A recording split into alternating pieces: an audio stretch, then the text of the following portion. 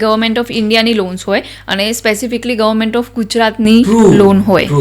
એવી રીતે ગુજરાતની સ્કીમની વાત કરીએ તો આત્મનિર્ભર ગુજરાત બહુ સારી સ્કીમ છે. એવી રીતે ગવર્મેન્ટ ઓફ ઇન્ડિયાની પણ મલ્ટિપલ સ્કીમ છે અને આ બધી સ્કીમ MSMEs ને લાગુ પડતી હોય. MSMEs એટલે શું, એની ડેફિનેશન શું? બરાબર, તો માઇક્રો, સ્મોલ અને મીડિયમ એન્ટરપ્રાઇઝ અને MSMEs કહેતા હોય. તો માઇક્રો એન્ટરપ્રાઇઝ એટલે કે જે એવી ફર્મ કે જેમનું પ્લાન્ટ અને મશીનરીમાં ઇન્વેસ્ટમેન્ટ 1 કરોડથી ઓછું હોય એને માઇક્રો ફર્મ કહેવાય.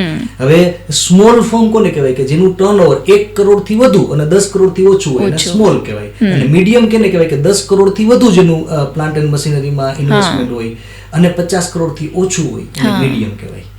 તો આ બધા લોકો એમાં કન્સિડર થતા હોય ને આ બધા લોકોને એમને બેનિફિટ મળતો હોય.